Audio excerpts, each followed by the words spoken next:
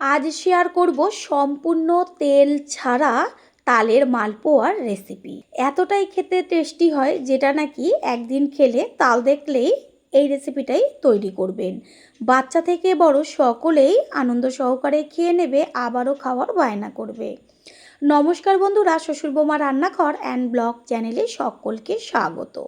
তাহলে কি করে তৈরি করব সেটাই দেখে নেওয়া যাক। এইখানে একটা তাল নিয়েছি, আর তালের যে ওপরের একটা শক্ত খোলা থাকে সেটাকে ছাড়িয়ে তারপর তালটাকে ভালো করে জল দিয়ে ধুয়ে নিয়েছি। এরপরে তালের গায়ের থেকে খোসাগুলো আস্তে আস্তে ছাড়িয়ে নেব। তালটা এতটাই ভালো, খোসাগুলো ভীষণ পাতলা। খোসাটা একদম বাদামের খোলার মতন সামান্য একটু তালের সাথে আটকে রয়েছে। খোসাগুলো ছাড়িয়ে নেওয়া হয়ে গেছে। এবার তালের থেকে আটিগুলোকে ভাগ করে নেব। আটিগুলো ছাড়াবার সময় দেখবেন মাঝখানে একটা শক্ত শির থাকে, সেটাকে তুলে ফেলে দেবেন। এরপরে তালের কাত বার করে নেব আটিগুলোর থেকে। আর তালের কাতটা বার করার আগে সামান্য একটু জল দিয়ে আটিগুলোকে হাত দিয়ে ভালো করে মেখে নেব। এতে কি হবে, তালের কাতটা বার করতে সুবিধা হবে, কারণ জল দিয়ে মেখে নেওয়ার জন্য আটিগুলো একদম নরম হয়ে যাবে। বেশি জল আবার ব্যবহার করবেন না, একদম অল্প একটু জল দিয়ে সামান্য একটু মেখে নিতে হবে। এইখানে নিয়েছি ফুটো যে স্টিলের ঝাঁঝরিগুলো হয় সেই ঝাঁঝরি, আর নিচে একটা পাত্র, তার উপরে রেখে আটিটা ভালো করে ঘষে নেব। আমার মনে হয় এই ঝাঁঝরির সাহায্যে যদি তালগুলোর থেকে কাঠটা বার করে নেওয়া হয়, অল্প সময়ে দুটো কাজ একসাথে হয়। যেমন খুব তাড়াতাড়ি তালের আটির থেকে কাঠটা বেরিয়ে যায়, আর দেখবেন পরে আবার আলাদাভাবে কাঠটাকে চেলে নিতে হয়, কারণ তালে প্রচণ্ড পরিমাণে আঁশ থাকে। আর এই ঝাঁঝরির সাহায্যে যদি তালের কাঠটা বার করে নেন তাহলে আর আলাদা করে চেলে নিতে হবে না। সেই কারণেই বললাম একই সাথে দুটো কাজ হয়ে যাবে। ঠিক এইভাবে সমস্ত আটির থেকে কাঠগুলো বার করে নিয়ে ফিরে আসছি।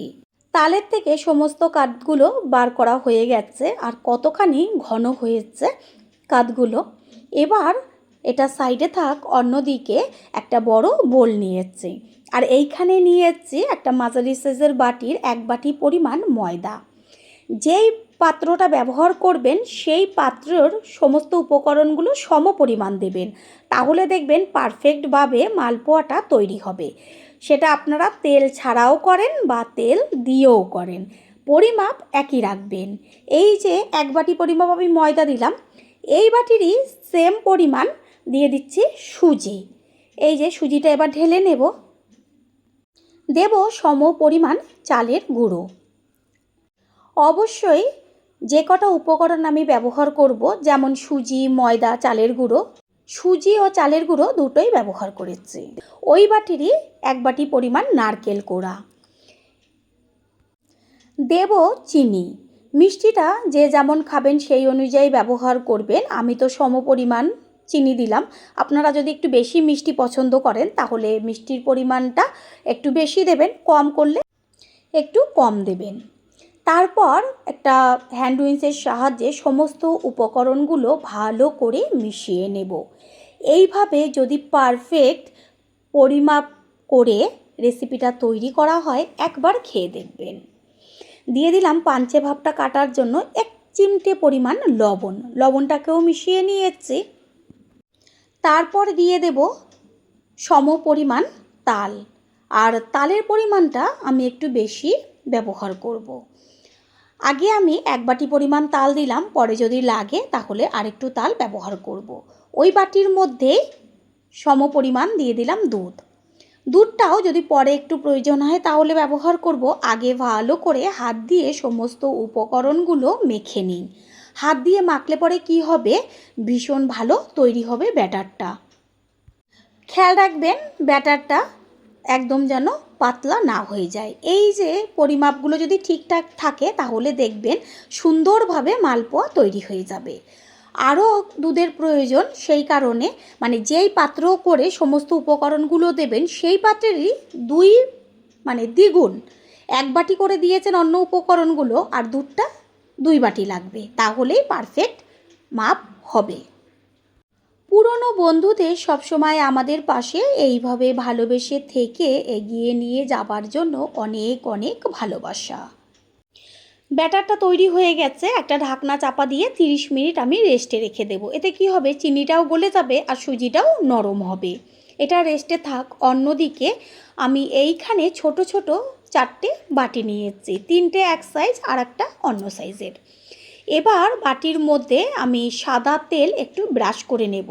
একটু তেল ব্রাশ করে নিলে পরে কি হবে, ওই যে আমি ব্যাটারটা বাটির মধ্যে দেব খুব সহজেই ঠান্ডা হওয়ার পরে উঠে আসবে আর একটুও বাটিতে লেগে যাবে না। সেই কারণেই একটু সাদা তেল দিয়ে ব্রাশ করে নিচ্ছি। 30 মিনিট বাদে ফিরে এসেছি, ঢাকনাটাকে সরিয়ে দিয়ে এবার আবারও একটু হাত দিয়ে ব্যাটারটাকে মেখে নেব। তার আগে এর মধ্যে দিয়ে দিচ্ছি 1 চা চামচ পরিমাণ বেকিং পাউডার আর হাফ চা চামচের থেকেও কম পরিমাণ কুকিং সোডা বা খাবার সোডা। অবশ্যই এই দুটি ব্যবহার করবেন, আর যদি দুটো হাতের কাছে না থাকে অবশ্যই বেকিং পাউডারটা দিলেই হবে। এবার ভালোভাবে হ্যান্ড উইচের সাহায্যে বেশ একটু সময় নিয়ে মাখিয়ে নিতে হবে। যখন মালপোয়াটা তৈরি করবেন ঠিক তখনই এই বেকিং পাউডারটা মিশাবেন, আগের থেকে মিশিয়ে রেখে দেবেন না। ভালোভাবে এপাশ ওপাশ দিয়ে ঘুরিয়ে ঘুরিয়ে সমস্তটা মিশিয়ে নিতে হবে। ব্যাটারটা খুব সুন্দর তৈরি হয়ে গেছে। আমি একটা হাতা নিয়ে এসেছি, সেই হাতা দিয়েও আবারও একটু মিশিয়ে নিচ্ছি। হাতায় তুলে দেখিয়ে দেব যে ব্যাটারটা কতটা ঘন রাখতে হবে। এক হাতা প্রথমে ব্যাটার নিয়ে বাটির মধ্যে দিয়ে দিচ্ছি। দেখাই যাচ্ছে যে খুব সহজেই ব্যাটারটা পড়ছে না, তাহলে কতটা ঘন হয়েছে ব্যাটারটা। এইখানে 2 হাতা পরিমাণ আমি ব্যাটার দিয়েছি আর বাটির অর্ধেকের থেকেও কম পরিমাণ ব্যাটার দিয়েছি। এইটা খেয়াল রাখবেন, বাটির থেকে অর্ধেক পরিমাণ দেবেন, বাটি যেন ভরে না যায়। পারলে অর্ধেকের থেকেও কম দেবেন, কারণ এটা যখন হতে শুরু করবে এতটাই ফুলবে যেটা নাকি বাটির ওপরে উঠে আসবে। সেই কারণে অর্ধেকের থেকেও কম ব্যাটার ব্যবহার করবেন। সমস্ত বাটিতে আমি ব্যাটার দিয়ে দিয়েছি। এবার হাত দিয়ে বেশ একটু থিতিয়ে দেব। এতে কি হবে, ভেতরটা বেশ যে ফ্লপি ভাবটা থাকবে না।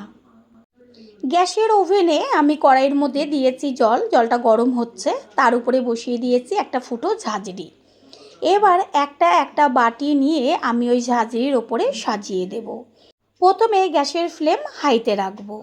প্রথমবার যারা আমাদের চ্যানেল ভিজিট করছেন তাদের আন্তরিক শুভেচ্ছা ও অনেক অনেক ভালোবাসা। আমাদের রেসিপিগুলো যদি ভালো লেগে থাকে সাবস্ক্রাইব করে দেওয়ার অনুরোধ রইল ও পাশে থাকা বেল আইকনে ক্লিক করলে পরবর্তী ভিডিওগুলো সবার আগে আপনাদের কাছে পৌঁছে যাবে। 4টে বাটি সাজিয়ে দিয়েছি, আরও যে ব্যাটারগুলো রয়েছে পরে আবার সেইগুলো একই পদ্ধতিতে তৈরি করব। এখনও অর্ধেকের বেশি ব্যাটার রয়েছে। তারপরে জলটা যখন ফুটবে তখন একটা ঢাকনা চাপা দিয়ে দেবো। ঢাকনাটা এমন দেবেন যেন বেশ একটু কড়াই থেকে উঁচু হয়, লেগে না যায় সেই ঢাকনার গায়ে। 3 থেকে 4 মিনিটের মধ্যেই আমি থালাটা সরিয়ে দেখিয়ে দিচ্ছি যে 3-4 মিনিটের মধ্যেই কিভাবে ফুলে উঠেছে। এটা যখন আরও হবে তখন ফুলে ফেটে যাবে, সেটা আপনারা দেখতেই পাবেন। আমি আবারও ঢাকনা চাপা দিয়ে দেব। এটা সম্পূর্ণ কাঁচা রয়েছে, সবে তো দেওয়া হলো। বন্ধুরা, আপনারা যে যেইখান থেকে ভিডিওটি দেখছেন অবশ্যই কমেন্টের মাধ্যমে জানাবেন। আপনাদের ধন্যবাদ জানাতে পারলে সত্যিই আমরা ভীষণ ভীষণ আনন্দিত হব। 7 থেকে 8 মিনিট বাদে আবারও ঢাকনাটাকে সরিয়ে দেখিয়ে দিচ্ছি যে সম্পূর্ণভাবে পিঠের ওপরটা ফেটে গেছে, কত সুন্দর ফুলে উঠেছে। আর আমি দেখাই তো গেছিলো প্রথমে যে কতটুকু ব্যাটার দিয়েছি, অর্ধেকের থেকেও কম, তাহলে সম্পূর্ণ বাটি ভরে ফেটে গেছে পিঠেগুলো। ঢাকনাটা চাপা দিয়ে দেব। রেসিপিটা তৈরি হতে একদমই বেশি সময় লাগে না, 15 থেকে 20 মিনিটের মধ্যেই তৈরি হয়ে যায়। ঢাকনাটা সরিয়ে দিয়ে আমি এবার একটা কাঠির সাহায্যে চেক করে নেব যে পিঠেটা হলো কি না।